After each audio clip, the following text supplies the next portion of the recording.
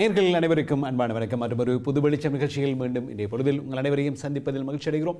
தமிழகத்து அரசியல் தொடர்ச்சியான பரபரப்பில் சென்று கொண்டிருந்த போதும் இன்றைய பொழுது புது வெளிச்சம் நிகழ்ச்சியை பொறுத்தவரைக்கும் நாங்கள் தமிழகத்திலிருந்து வந்திருக்கக்கூடிய 2 பேராசிரியர்கள், பிரித்தானியாவில் இருந்து வருகிற ஒரு கல்வியாளரோடு கல்வி சம்பந்தமான பல விடயங்கள், அது தவிர தமிழ் அறிவியல் தொடர்பான விடயங்கள், இங்கே புலம்பெயர்ந்து வாழ்கிற தமிழர்களை பொறுத்தவர்களுக்கும் அவர்களுக்கான ஒரு உயர்கல்வி நிறுவனம் உருவாக்குதல் பற்றிய பல வேலைகள் நடக்கின்றன, அவை பற்றியும் இன்னும் தமிழ் அறிவியல் ஆங்கிலம் என்கிற பல விடயங்கள் இருக்கக்கூடிய சில சுவாரஸ்யமான விடயங்கள் பற்றியும் இன்றைய பொழுது நிகழ்ச்சியில் உரையாடவிருக்கிறோம். 3 அதிதிகள் எங்களோடு இணைந்து கொண்டிருக்கின்றார்கள். சென்னை பல்கலைக்கழகத்தினுடைய ஆங்கிலத்துறை தலைவர் முனைவர் ஆம்ஸ்ட்ராங் அவர்கள் இன்றைய பொழுது எங்களோடு இருக்கின்றார். உங்களை நாங்கள் வரவேற்கிறோம். அதே போன்று பாரதிதாசன் பல்கலைக்கழகத்தினுடைய நுண்ணுயிரியல் துறையினுடைய இணை பேராசிரியர் ராஜேஷ் கண்ணா அவர்கள் எங்களோடு இருக்கின்றார். உங்களை நாங்கள் வரவேற்கிறோம். அதே போன்று பிரித்தானியாவிலிருந்து உங்களுக்கு நன்கறிந்த ஆய்வாளர் சுயோ பத்திமாறன் அவர்கள் எங்களோடு இருக்கின்றீர்கள். உங்களை நாங்கள் வணக்கம்.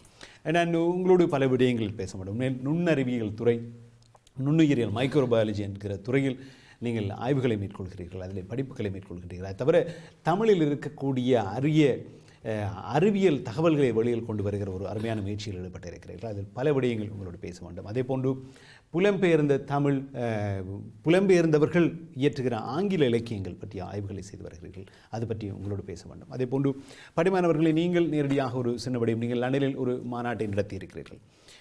இங்கே புலம்பெயர்ந்த நாடுகளில் வாழ்கிற தமிழர்களுக்காக பல்கலைக்கழகங்களுடைய அனுமதியோடு உயர்கல்வியை கற்பதற்கான ஒரு உயர்கல்வி நிறுவனம் உருவாக்குவதற்கான முயற்சியை நாங்கள் கேள்விப்படுகிறோம். அதற்கு அந்த இடத்தில் தான் அவர்களையும் அழைத்து வந்திருக்கிறேன். மிகச் சுருக்கமாக என்ன நோக்கத்துக்காக இந்த உயர்கல்வி நிறுவனம் என்கிற ஒன்று திட்டமிடப்படுகிறது?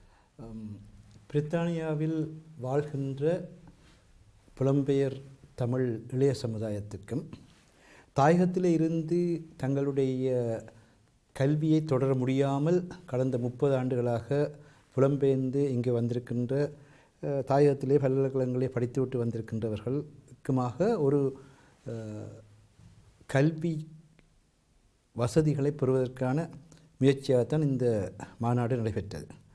பிரித்தானியா வாழ் தமிழர்களுக்கான ஒரு உயர்கல்வி நிறுவனத்தை எப்படி ஏற்படுத்தலாம் என்பது குறித்த அதற்கான தேவை வருகிறது என்று நினைக்கிறேன். என்ன காரணம்? இங்கே பிரித்தானியாவில் மிக தாராளமான கல்வி நிறுவனங்கள் இருக்கின்றன, உயர்கல்விக்கான தாராளமான வசதிகள் இருக்கின்றன. நீங்கள் இலங்கையில் இருக்கிற, இந்தியாவில் இருக்கக்கூடிய பல்கலைக்கழகங்களோடு இணைந்து இங்கே உருவாக்க வேண்டிய தேவை ஏன் வருகிறது? உடனடி தேவையாக அமைவது தற்பொழுது பிரித்தானிய பல்கலைக்கழகங்களில் ஆண்டொன்றுக்கு 9,000 பவுண்ட்ஸ் செலுத்தி படிக்க வேண்டிய ஒரு சூழல் தோன்றிவிட்டது.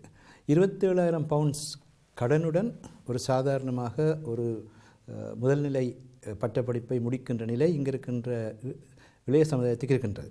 இதிலே இந்த மத்திய தர வர்க்கத்தை சேர்ந்தவர்களுக்கு இது பெரும் சுமையாக அமைகின்றது. ஆன காரணத்தினால் அத்தகைய இளைஞர்கள் பலர் தங்களுடைய 2வது பட்டப்படிப்பையோ அல்லது ஆய்வுநிலை பட்டப்படிப்பையோ படிப்பதற்கு தயங்குகிறார்கள். பொருளாதாரம் ஒரு காரணமாக இருக்கின்றது. ஆன காரணத்தினால் அவர்கள் வேலை செய்து கொண்டே தங்களுடைய துறைகளில் வளர்வதற்கான முறையாக தாயகத்திலும் தமிழகத்திலும் இருக்கின்ற பல்கலைக்கழகங்களுடைய வசதிகளை பயன்படுத்துவதற்கான ஒரு முறைமையை தோற்றுவிக்க வேண்டும் என்று முதல் நோக்காக அமைகின்றது. 2வது பெருநோக்காக அமைவது ஆக்ஸ்போர்ட் பல்கலைக்கழகத்துடன் ஜிஜு போப்புடைய காலம் முதல் தமிழ் மிக நெருங்கிய தொடர்பை கொண்டிருந்தது. ஆனால் 1980ஆம் ஆண்டுகளுக்கு பின்னர் அந்த தொடர்பு அற்றுப்போய் இல்லாமலே போயிருக்கின்றது. இத்தகைய சூழலிலே மீளவும் ஆக்ஸ்போர்ட் பல்கலைக்கழகத்தில் தமிழுக்கான தொடர்பை ஏற்படுத்தி, எல்லா துறைகளிலும் தமிழுக்கான தொடர்பை ஏற்படுத்தி அதன் வழியாக இங்கு வாழ்கின்ற பிள்ளைகளுக்கு இந்த தமிழையும் உள்ளடக்கி பல துறைகளிலும் ஆய்வுகளை செய்வதற்கான வசதிகளை தோற்றுவிப்பது என்பது அடுத்த நோக்காக இருக்கின்றது. இதைவிட மூன்றாவது நோக்காக அமைவது தாயகத்திலிருந்து இங்கு தங்களுடைய பட்டப்படிப்புகளை முடிக்காமல் இங்கே புலம்பெயர்ந்து வந்த தமிழர்கள் படிப்பை பாதியில் நிறுத்திவிட்டு பாதியில் நிறுத்திவிட்டு முதலாவது வருடம் முடித்துட்டு முதலாம் வருடம், இரண்டாவது வருடம் முடித்துவிட்டு இரண்டாம் வருடத்தில் அல்லது பட்டப்படிப்புகளுக்கு பதிவு செய்துவிட்டு இங்கு வந்த மாணவர்கள் அதே நிலையிலே அந்த படிப்பை, அதாவது 2ஆம் வருடம் படித்தவர்கள் 3ஆம் வருடத்தில் தொடர்ந்து படிப்பதற்கான படிப்புகளை அந்தந்த பல்கலைக்கழகங்கள் மேற்கொள்ள வேண்டும் என்று கேட்டு ஒழுங்குகளை செய்கின்றோம். இதன் மேல் இந்த போர் காரணங்களால் இன்னும் பல்வேறு காரணங்களாக புலம்பெயர்ந்த படிப்பினை பாதியில் விட்டவர்களுக்கு ஒரு வரப்பிரசாதம். அதிலே அது வரப்பிரசாதம் மட்டுமல்ல, தாயகத்தினுடைய ஆய்வுகளை மேற்கொள்வதற்கு உதவியாக இருக்கும். உதாரணமாக இப்போ கிளிநொச்சியினுடைய வேளாண்மை குறித்து ஒருவர் பதிவு செய்திருந்தால் மீளவும் அதை தொடர்ந்து அந்த பகுதியிலே வேளாண்மை எப்படி வளர்க்கலாம் என்பதை அவர் தொடர்ந்து அதை நிறைவு செய்யக்கூடியதாக இருக்கும். ஆகவே தாயகத்தை பற்றிய ஆய்வுகள் வளர்வதற்கும் அது பல்கலைக்கழகங்கள் ஏற்றுக்கொள்ளப்படுவதற்குமான ஒரு முறைமை அங்கே முதலீடுகளை மேற்கொள்வதற்கும் வளர்ச்சியை கொடுப்பதற்கும் காரணமாக அமையும்.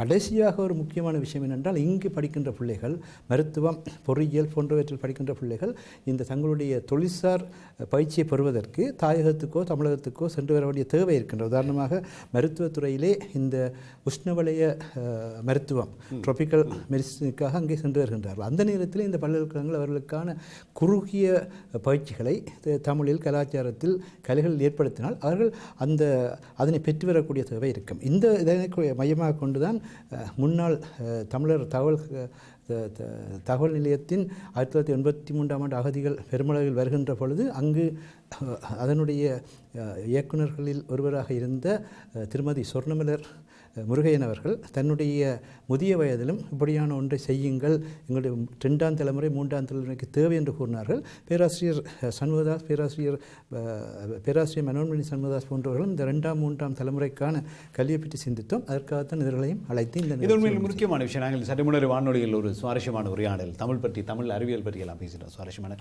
அது பற்றி போவதற்கிடையில் பேராசிரியர் ராஜேஷ்கன் அவர்கள், நீங்கள் இந்த விஷயத்தில் நீங்கள் தமிழ்நாட்டிலேருந்து வரீங்க இல்லையா, இந்த கருத்தோட்டம், இந்த நோக்கம் நீங்கள் எப்படி பார்க்குறீங்க? தமிழுக்கு அமுதென்று பெயர், அந்த தமிழ் இன்ப தமிழெங்கள் உயிருக்கு நேர். ஸோ நம்மளது உயிராக போற்றப்படும் தமிழை நாம் மீட்டெடுப்பதுக்கு என்பது இப்போ கட்டாயத்தின் அல்ல. இருக்கிற செய்திகளை அறிவியல் நோக்கோடு நாம் பதிவு செய்து அதை நம் அறிவியல் வரலாற்றில் இடம்பெற செய்வதுதான் இப்போது முதன்மையாகப்படுகிறது. அதற்கும் இந்த கருத்தோட்டம் அவர்கள் கூறுகிற அந்த உயர்கல்வி, இங்கே வெளிநாடுகளில் இருக்கக்கூடிய மாணவர்கள் தமிழகத்தில் வந்து கற்பது அல்லது இலங்கையில் சென்று கற்பது, இந்த கருத்தோடு எப்படி நீங்கள் ஒத்து போகிறீங்க? ஏன்னா இவ்வளவு கடந்த பல 10 வருடங்களாக விதினே இருந்துட்டோம். இப்போ தான் சற்று விழித்தெளிர்கிறோம். சரிங்களா? இனி ஒரு விதி செய்வோங்கிற ஒரு போக்கில் நம்ம இதை முயற்சிக்கும் போது அது அறிவியல் துணை கொண்டு செய்தால் அந்த அறிவியலின் மூலம் நாம் இதை ஆவணப்படுத்தும் இந்த நெறியானது காலத்தால் அழியாதது மட்டுமல்ல, மிற்ற பல நாடுகளில் அறிவியல் வளர்ச்சியில் நாமும் அவர்களை விட உயர்ந்தவர்கள் என பறைசாற்றிக் கொள்வதோடு நமது மூதாதையர்களின் அறிவியல் அந்த அறிவினை, அந்த உரிமையினை நாம் மீட்டெடுக்க முடியும் என்பது, அந்த மீட்டெடுப்பு என்பது ஐயா பாட்ரிமாகரன் இவர்களின் முயற்சிக்கு உறுதுணையாக இருக்கும். அதாவது ஆய்வுகளை ஊக்குவிப்பதன் மூலம் இந்த முயற்சி நடத்தப்பட வேண்டும் எல்லா துறைகளும். ஆகவே விஞ்ஞானத்திலும் கூட அந்த ஆய்வுகள் ஊக்குவிக்கப்பட தேவை இருக்கின்றது. இங்கே அந்த ஆய்வுகளை செய்கின்ற பொழுது இந்த ஐரோப்பிய சூழல், இந்த மேற்கத்திய சூழலில் பின்னணியில் செய்ய வேண்டியிருக்கின்றது. ஆனால் தாயகத்திலே அதை செய்கின்ற பொழுது அந்த சூழலில் நடைபெறும். ஆக இவர்களுடைய பல்கலைக்கழகங்களிலே இந்த முயற்சிகளை மேற்கொள்கின்ற பொழுது ஈவன் அதாவது முனைவர் பட்ட ஆய்வுகளை கூட அங்கு செய்கின்ற பொழுது எங்களுடைய பின்னணியிலே அது இடம்பெறும். அத்துடன் இந்த பல்கலைக்கழகங்கள் எல்லாம் பிரித்தானியாவிலே அங்கீகரிக்கப்பட்ட பல்கலைக்கழகங்கள். ஆகவே அந்த 2வது 3வது கட்ட ஆய்வுகளை செய்ததன் பின்னர் நீங்கள் மேற்கொண்டு இங்கு வந்து தொடர்ந்து முன்னேறுவதற்கான வசதிகளும் கூட இருக்கின்றது. நீங்கள் சொல்ல பேராசிரியர் ஆம்ஸ்ட்ராங், இப்போது நீங்கள் இந்த புலம்பெயர் ஆங்கில இலக்கியங்கள், புலம்பெயர்ந்தவர்களால் எழுதப்படுகிற ஆங்கில இலக்கியங்கள் பற்றி ஆய்வுகள் செய்கிறார். அதை பற்றி நாங்கள் பிறகு பார்ப்பதற்கிடையில் இதை நீங்கள் எப்படி யோசிக்கிறீங்க? இந்த ஒரு உயர்கல்வி நிறுவனம் எப்படி பார்க்குறீங்க நீங்கள்? தினேஷ், நீங்கள் ஆரம்பத்தில் சொன்ன மாதிரி இந்த உயர்கல்வி நிறுவனம் அப்படிங்கிறது பிரித்தானியாவில் துவங்குவது மிகவும் நல்ல ஒரு முயற்சியாக நான் கருதுகின்றேன். இதில் என்னவென்றால், இப்பொழுது ஏற்கனவே கல்வியை விட்ட மாணவர்களுக்கு தமிழகத்தில் உள்ள பல்கலைக்கழகங்கள் கண்டிப்பாக உதவும்.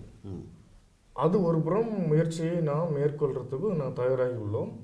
இரண்டாவதாக, இங்கு உள்ள பிரித்தானியா மண்ணில் தமிழ் பல்கலைக்கழகம் அல்லது ஒரு உயர்கல்வி நிறுவனத்தை நாம் நிறுவ வேண்டும் என்று நாங்கள் இந்த கூட்டத்தில் நாங்கள் முடிவெடுத்தோம். அது மிகவும் நல்ல முயற்சி. ஏனென்றால் ஒரு நாட்டில் உயர்கல்விக்கு என்று ஒரு நிறுவனம் வேண்டும். ஏனென்றால் இங்கே இருக்கக்கூடிய புலம்பெயர்ந்த மக்கள் அவர்கள் கல்வியை மேம்படுத்த இங்கு உள்ள முறைகள், குறிப்பாக இந்த பணம் கட்டுவது அதிகமாக உள்ளது. அது மட்டுமல்லாமல் இங்கு உள்ள மாணவர்கள் கண்டிப்பாக மேற்கல்வியை அடைவதற்கு மிகவும் செலவு அதிகமாகின்றது. இப்போது அதான் பட்டிமாறன் முதலில் சொன்னார் நினைக்கிறேன், ஒரு மாணவர் ஒரு ஃபர்ஸ்ட் டிகிரி ஒரு பல்கலைக்கழகத்தில் முதலாவது பட்டப்படிப்பை முடிக்கிற பொழுதோ அவருடைய தலையில் 27,000 பவுண்ட்ஸ்கள் கடன் இருக்கிறது இல்லையா. அதன் பிறகு மேற்படிப்பு என்று வருகிற பொழுதோ அவருக்கு 1000 யோசனைகள் 1000 பிரச்சனைகள் வரக்கூடும் நினைக்கிறேன். ஆனால் பொதுவாக முன்வைக்கக்கூடிய கேள்வி தரம் என்கிற ஒரு கேள்வி முன்வைப்பார். எப்படி கண்டிப்பாக பணமிச்சமாகிறது. நீங்கள் தமிழகத்திலோ இலங்கையிலோ படிக்கிற பொழுது கண்டிப்பாக இவ்வளவு 1000 பவுண்ட்ஸ்களை கொட்ட வேண்டிய தேவை இருக்காது. ஆனால் இங்கே இந்த மேற்கத்திய நாடுகள், குறிப்பாக பிரித்தானியாவுடைய அந்த எஜுகேஷன் ஸ்டாண்டர்ட் அதனை மெஷ் பண்ண நினைக்கிறீங்களா? அப்படி அது ஒரு முக்கியமான விடயம். அதாவது இன்று பிரித்தானியாவுடைய வேலை சந்தை எடுத்து நோக்கீர்களாக இருந்தால் இலங்கையிலும் இந்தியாவிலும் இருந்து வந்தவர்கள்தான் விஞ்ஞானிகளாகவும் பொறியியலாளர்களாகவும் தொழில்நுட்பத்துறையிலும் மற்றும் தத்துவத்துறைகளிலும் கூட தலைசிறந்து விளங்குகின்றார்கள். இங்கு அவர்களுக்கு பெருந்தொகையான பணத்தை கொடுத்து இங்கு அவர்களை வேலைக்கு அமர்த்துகிறார்கள் சொல்கின்ற பொழுது அந்தந்த பல்கலைக்கழகங்களும் இந்த தகுதியுடன் இருக்கிறது என்பதுதான் கருத்து. ஆனால் எங்களுக்குள்ளே ஒரு வரட்டு நம்பிக்கை இருக்கின்றது. ஆங்கிலத்துக்கு ஊடாக மேற்கத்திய சூழல் ஊடாக நாங்கள் அதனை பெற்றால்தான் அது உயர்ந்து நினைக்கின்றோம். ஆனால் இப்பொழுது நீங்கள் கடந்த ஒரு 10 வருட காலத்தை எடுத்து நோக்கீர்களாக இருந்தால் இந்தியாவிலிருந்து பல்வேறு நாடுகளுக்கும் சென்றவர்கள் உலகத்திலே பல அற்புதங்களை செய்திருக்கின்றார்கள். இந்த வருடம் கூட கேம்பிரிட்ஜ் பல்கலைக்கழகத்திலே ரசாயனத்துறைக்கான நோபல் பரிசினை பெற்றவர் சுப்பிரமணியம் என்கின்ற தமிழராக இருக்கின்றார். ஆகவே அதே போல் உங்களுக்கு தெரியும், இந்த டிஜிட்டல் வேர்ல்டில் முழுக்க உயர்நிலையில் இருப்பவர்கள் பலர் அங்கிருந்து வந்திருக்கிறார். அது கணிதமோ விஞ்ஞானமோ அல்லது வேறு எந்த ஒரு பாடமோ இலங்கையிலேயோ இந்தியாவிலேயோ தரம் குறைந்ததாக இல்லை. நாங்கள் காலனித்துவ பின்னணியிலே அவிதமாக கனவு காண்கின்றோம். ஆன காரணத்தினால் தான் இந்த சிக்கல் எழுப்பும். இது ஒரு முக்கியமான கேள்வி நினைக்கிறேன். நீங்கள் சொல்லுங்கள். இதில் செலவை மட்டும் நம்ம கணக்கில் எடுக்கக்கூடாது. குறிப்பாக இந்தியாவில் உள்ள பெரும்பாலான பல்கலைக்கழகங்களின் அந்த சிலபஸை நீங்கள் எடுத்து பார்த்தீங்கன்னு வச்சுங்களேன், உலக அளவில் மேன்மையான இருக்கும் பல்கலைக்கழகங்கள் அந்த சிலபஸுக்கு நிகராக எல்லா சிலபஸுமே நாங்கள் செய்ய அந்த நாங்கள் டீச் பண்ணுறதும் சரி, உலக பல்கலைக்கழகங்களில் எந்தெந்த முறைகளிலெல்லாம் டீச் பண்ணுறாங்களோ அந்த முறைகளில் நாங்கள் டீச் பண்ணுறோம். ஸோ ஒரே நேரத்தில் இந்த தமிழ் சார்ந்த நமது மாணவர்களுக்கு குறைந்த செலவில் அதிக தரத்துடன் கல்வியை வழங்க முடியும் என்பதுதான் இந்த புது நிறுவன துவக்கத்தின் கருத்தாகவும் அதில் தமிழகத்தில் எங்களை போன்ற சார்ந்த பேராசிரியர்களின் ஒரு துணையாகவும் நிச்சயம் இருக்கும். ஆம்ஸ்ட்ராங் பேராசிரியர் அவர்களை நீங்கள் சொன்னீங்க கனடாவில் அமெரிக்கா பல்கலைக்கழகங்களில் பணியாற்றி இருக்கிறீர்கள் இல்லையா? இதே கேள்விக்கு நீங்கள் எப்படி பதில் சொல்லுவீங்க? தரம், இந்த மேற்கத்திய தரம். இப்போ கிரெடிட் அப்படின்னு நம்ம சொல்கிறோம். இப்போ கிரெடிட் அப்படின்னு பார்த்தீங்கன்னா ஒரு 3 ஹவர் டீச் பண்ணணும். இப்போ ஒரு பையன் ஒரு டிகிரி முடிக்கணும் அப்படின்னா 72 கிரெடிட் அந்த பையன் வாங்கியிருக்கணும். அப்படின்னா 72 இன்ட்டு 3 ஹவர்ஸ் அந்த பையன் கிளாஸஸ் அட்டன் பண்ணிருக்கணும். அது பரீட்சை எழுதினாலும் சரி, மற்ற முழு தேர்வு அந்த எல்லாமே எழுதினாலும் அது மாதிரி கிரெடிட் அப்படிங்கிறது பார்த்திங்கன்னா இப்போது அது கண்டிப்பாக டீச்சிங் ஹவர்ஸில் வந்துடும். இப்போ தரம்னு சொல்கிறீங்க நீங்கள். தரம் அப்படிங்கும்போது ஒவ்வொரு நாட்டிலையும் ஒரு ஏஜென்சி இருக்கிறாங்க, அகாடமிக் ஆடிட்டிங், அகாடமிக் கிரெடிட் கொடுக்குறவங்க. இங்கே பொறுத்த வரைக்கும் இங்கே அமெரிக்கன்கிற ஒரு நிறுவனம் இருக்கிறது இல்லையா? ஆமாம், அது போல் இந்தியாவிலையும் இருக்கின்றது. இப்போ இது நாங்கள் ஸ்டாண்டர்டைஸ், இப்போ ஓரளவு இப்போ இந்த டிஜிட்டல் எஜுகேஷனுக்கு அப்புறம் ஓரளவு ஸ்டாண்டர்டைஸ் பண்ணியாச்சு. இப்போ அதனால் இப்போ நாங்கள் என்ன செய்கிறோன்னா குளோபல் யூனிவர்சிட்டிஸ் இண்டெக்ஸை பார்க்குறோம். இப்போ நாங்கள் சிலபஸ் ஃப்ரேம் பண்ணும்போது கண்டிப்பாக இப்போ நான் ஃப்ரேம் பண்ணும்போது நான் ஆக்ஸ்போர்ட் யூனிவர்சிட்டி சிலபஸை நான் பார்க்குறேன். அதனால் நீங்கள் கரிக்குலர் சப்போர்ட் அப்படிங்கிறது என்னை பொறுத்தவரை தரம் இப்போ ராஜேஷ் கண்ணா சொன்ன மாதிரி ஒரு தரம் குறைந்ததாக எனக்கு படவே கிடையாது. கண்டிப்பாக இந்தியாவாலையும் இலங்கையாலையும் கண்டிப்பாக ஒரு உலகத்தரம் வாய்ந்த கல்வியை கொடுக்க முடியும். இப்பொழுது அந்த புலம்பெயர்ந்த மக்களோட பிரச்சனைக்காக தான் நாம் இந்த முயற்சியை எடுத்துள்ளோம். இது தரத்தை பற்றியோ அல்லது கிரெடிட் பற்றியோ நாம் யோசிக்க வேண்டிய அவசியமே கிடையாது.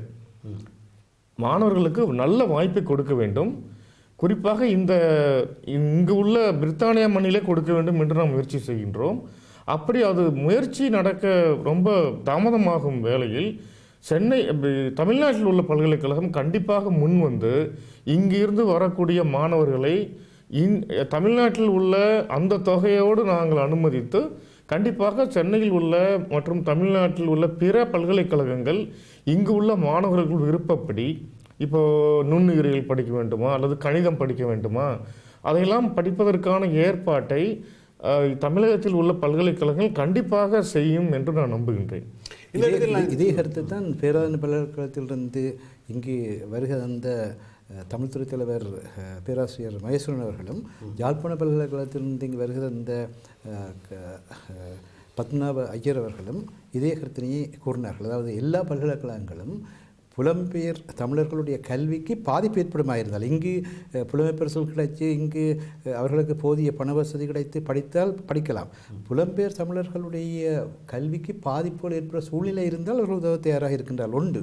ரெண்டாவது, இங்கு படிக்கின்ற பிள்ளைகள் ஒரு சில மாதங்களாவது இந்த மாணவர் மாற்று முறை மூலம் அங்கு சென்று தங்களுக்கான பயிற்சிகளை பெற்று வந்தார்களாக இருந்தால் அவர்களுடைய மொழி வளமும் கலை கலாச்சார அணுகுமுறையும் மாறுபடும் என்பதை நாங்கள் நிச்சயமாக இல்லை. இந்த மாணவர் பரிமாற்ற முறை என்று சொல்லுங்கள், இவர்கள் இப்போது பிரித்தானியாவில் பிறந்து வளர்ந்து தமிழகத்தில் போய் 2 வருடங்கள் இருந்துட்டு வந்தாலோ அல்லது இலங்கையில் இருந்துட்டு வந்தாலோ அந்த மண்ணினுடைய செழுமை, அந்த கலாச்சாரம், வாழ்வியல், அதுகள் பற்றி ஒரு நேரடி ஃபர்ஸ்ட் ஹேண்ட் அனுபவங்களும் கூட இருக்கக்கூடும் இல்லையா? அதில் ஒரு முக்கியமான நடைபெறுவது இந்த உங்களுடைய ஒவ்வொரு சில விடயங்களை கூட இந்த நிகழ்ச்சியில் கொண்டு வர நான் பேராசிரியர் ராஜேஷ் கண்ணா அவர்கள் உங்களை ஆரம்பிக்க நீங்கள் சொல்கிறீர்கள் உங்களுடைய விருப்பம், உங்களுடைய பேஷனாக இருப்பது தமிழில் இருக்கக்கூடிய அறிவியல் சார்ந்த தகவல்களை வெளியில் கொண்டு வருதல் என்கிற ஒரு விடயத்தை விருப்பமாக நீங்கள் செய்து கொண்டிருக்கீங்க. அது என்னன்னு சொல்லுங்கள். நீங்கள் மைக்ரோபயாலஜி என்பதுதான் உங்களுடைய துறைசார் படிப்புக்குரிய பகுதி என்றாலும் தமிழில் இதை தேர்றது என்றது உங்களுடைய தனிப்பட்ட ஆர்வமாக போயிட்டு இருக்கு. குறிப்பாக ராமன் விளைவை பற்றி எல்லாரும் கேள்விப்பட்டிருக்கிறோம். இந்த ராமன் விளைவுக்கு நோபல் பிரைஸ் கிடைத்தது என்பதும் நாம் அறிந்தது தான். இது பனித்துளியில் சூரிய ஒளியின் பிரதிபலிப்பை அடிப்படையாக கொண்டது தான். ஆனால் இதை நாம் யாருமே இதை ஒப்பிட்டு பார்த்தது கிடையாது. இதே வேளையில் இன்னொன்றையும் நம்ம அவ்வை பாட்டி சொன்னதையும் நான் இங்கு அவசியம் குறிப்பிட்டே ஆக வேண்டும். திருவள்ளுவர் மாலை என்னும் திருக்குறளை போற்றும் விதமாக அவ்வை பாட்டி என்ன சொல்லியிருப்பாங்கன்னா, அணுவை துளைத்து எழுகடல் புகுட்டி குறுக தரித்த குரல் என்பார்கள். ஸோ அவ்வை பாட்டி எந்த காலத்தில் வாழ்ந்திருப்பாங்க இது? ஆனால் இந்த அட்டாமிக் தியரிங்கிறதே 5ஆம் நூற்றாண்டில் கிரேக்க தத்துவ ஞானிகளால் முன்மொழியப்பட்டு 1911 ரூதர்போர்டு அதை இதுதான் ஸ்ட்ரக்சருன்னு அறிவியல் துணையோடு விளக்கப்பட்டதால் நம்ம இன்றைக்கி அதை எல்லாத்தையும் எடுத்து நம்ம எல்லாத்தையும் அதை நம்ம போற்றி பாதுகாத்துட்ருக்கோம். இது சயின்ஸில் இந்த வரலாறு எந்த மாதிரி ஆட்சி செய்யுங்கிறது அர்த்தம். ஆனால் அவ்வை பாட்டி என்னைக்கு அணுவை பற்றி சொன்னாங்க? அதுக்கு அணுவை துளைத்து என்ற ஒரு விஷயம் வரும்போது அணுவை துளைத்தா என்ன ஆகும்? எலக்ட்ரான், புரோட்டான், நியூட்ரான்னு வரும். ஸோ அது மிக சிறிய துகள், அணுவே சின்னது. அந்த அனுமானத்தில் அவ்வை பாட்டி அன்னைக்கே சொன்னது அணுவை துளைத்து அப்படிங்கும்போது. அதே நேரத்தில் எழுகடல் புகட்டிங்கிற ஒரு வார்த்தையும் வச்சுக்கணும். 1921 மொனாக்கோவை தலைமையிடமாக கொண்டு இந்த ஓஷனோகிராஃபி ஆர்கனைசேஷன் ஒன்று ஆரம்பித்தாங்க. அதுதான் கடல் எல்லைகளை வரைமுறைப்படுத்தி இது பசிபிக் ஓஷன், இது இந்தியன் ஓஷன் வச்சது. 1921 எங்கே இருக்குது? அவ்வை பாட்டி வாழ்ந்த காலம் எங்கே இருக்குது? அவங்க எங்கே சயின்ஸை பேசியிருக்காங்க, அவங்க எங்கே ஜாகிரஃபியை பேசியிருக்காங்க, ஓஷனோகிராஃபியை பேசியிருக்காங்க. ஸோ இந்த அறிவியல் வரலாற்றில் எங்கேயாவது நாம் அவ்வை பாட்டியை நினைத்து பார்த்ததுண்டா? இல்லை அவ்வை பாட்டிக்கு எங்கேயாவது இடம் இருக்கான்னு கொஞ்சம் யோசிச்சு பார்த்துங்க. அப்போ யார் அறிவியலில் பெரியவங்க? இது நம்ம தமிழில் உள்ள ஒரு அறிவியல் விஷயம் தானே. இதை நம்ம மீட்டெடுக்காட்டா யார் மீட்டெடுக்க முடியும்? இதைத்தான் நான் முதல்ல இருந்து சொல்கிறேன் வந்து விதி இனியொரு விதி செய்வோம், அந்த விதியோட மதியையும் சேர்த்து செய்வோம். ஆம், மாணிக்கவாசக சுவாமிகள் ஈனமில் கிருமி செருவினில் பிழைத்து வந்து ஒரு சிறிய கவிதை வரிக்கூடாக இந்த விந்துவும் கருவும் எவ்விதமாக ஒன்றோடொன்று தாக்கம் புரிந்து உயிர் உண்டாகிறது என்பதை பற்றி, மனித உயிர் உண்டாகிறதை பற்றி கூறுகின்றார். அவர் கூறிய காலம் என்ன, அந்த காலத்தில் மேற்குலகத்தில் இந்த சிந்தனைகள் இருந்தனவா இருக்கவில்லையே, என்னென்று இது வந்தது, அதன் பின்னர் கருவிகள் இல்லாத காலத்தில் காலத்தில் இருந்திருக்கிறது, மறைந்து விட்டது. தமிழர்கள் இருந்திருக்கலாம் மறைந்து விட்டது. அந்த பின்னணியில் பார்க்கின்ற பொழுது அதிலிருந்து அடுத்து வருகின்ற 10 வரிகள் ஒரு தாய் மகப்பீட்டில் இருக்கின்ற பொழுது எவ்விதமான வளர்ச்சி அடைவால் இந்தந்த மாதங்களில் கரிச்சிதவு ஏற்படும் என்றதை பற்றியெல்லாம் பேசிக்கொண்டு வருகிறார். ஆகவே எங்களுக்குள் விஞ்ஞான அறிவு இருந்திருக்கிறது என்பதற்கு இவைகளெல்லாம் ஆதாரமாக இருக்கின்றன. வேறு சில உதாரணங்கள் சொல்லுங்கள். பொதுவாக நீங்கள் எனக்கு வானொலியில் பேசுகிற பொழுது வைரஸ் பற்றி சொல்லியிருந்தீங்களே. வைரஸ் என்பது லத்தீன் மொழியிலிருந்து வந்ததாக அறிவியல் வரலாறு சொல்கிறது. ஆனால் அதற்கு சமமான உயிரற்ற ஒரு புரோட்டீன், அதாவது கெமிக்கல் பார்ட்டிகிள்ஸ் வந்து விரியன். ஸோ இந்த விரியன் என்பது எங்கிருந்து வர்றதுன்னு நம்ம வந்து ஒரு தமிழ் சொற்களை ஆராய்ந்து பார்த்தோமானால் தமிழில் எல்லாருக்கும் தெரிஞ்சது பாம்பு வகை நிறைய தெரியும். வந்து விரியன் என்பதற்கு விரியன் பாம்பு அப்படின்னு சொல்லுவோம் வந்து. ஸோ அதை வந்து என்ன நச்சு பாம்புன்னு சொல்லுகிறோம். ஸோ வைரஸுக்கு தமிழில் நச்சு. ஸோ விரியனுக்கு வந்து தமிழில் நச்சு பாம்பு. அப்போ எங்கிருந்து அந்த வைரஸ் என்ற சொல்லுக்கும் அந்த விரியன் என்பதற்கும் மூல சொல்லாக எது விளங்கி இருக்க வேண்டும்? ஏன்னா அறிவியல் வரலாற்றை பார்த்தோம்னா ஒன்று லத்தீன் மொழியாக இருக்கும், இல்லை கிரீக் வேர்டாக இருக்கும். அவங்க தான் ஆட்சி செய்கிறாங்க. அந்த ஆட்சி எப்படின்னா வந்து ரோம பேரரசாலையோ அல்லது ஒட்டாமன் பேரரசாலையோ அந்த காலத்தில் வலியவர்கள் வெல்வார்கள் என்னும் கூற்றின்படி அறிவியலையும் வந்து அவங்க வரலாறு தான் வென்றிருக்கு. நம்ம காலத்தால் மூழ்கடிக்கப்பட்டு அழிக்கப்பட்ட வரலாறு தான் இன்று வரை நாம் நம்மளுடைய தமிழின் பெருமையை நாம் தெரியாமல் படிப்போம். இப்போது இந்த வைரஸ் என்று சொல்கிற வார்த்தைக்கு மூலம் என்பது இந்தியாவிலிருந்து வருகிறது என்று சொல்லியிருந்தார்கள் சொல்லியிருந்தேன் இல்லையா? அப்போ ஆனால் ஆரிஜின் ஃப்ரம் இந்தியா அப்படின்ற மட்டும் வரலாற்றில் பதிப்பு இருக்கு. வந்து அதோட ஒரிஜின் வந்து இந்தியா என்று சொல்லப்பட்டது. அதே மாதிரி தான் உண்மையில் தொடர்ச்சியாக பேச வேண்டும். பல விஷயங்கள் இருக்கு நினைக்கிறேன். நீங்கள் பேசுறதுக்கு இடையில இது புலம்பெயர் ஆங்கில இலக்கியங்கள் பற்றி பேச வேண்டும், அறிவியல் இருக்கக்கூடிய பல முக்கியமான விடயங்கள் பற்றி பேசவிருக்கிறோம்.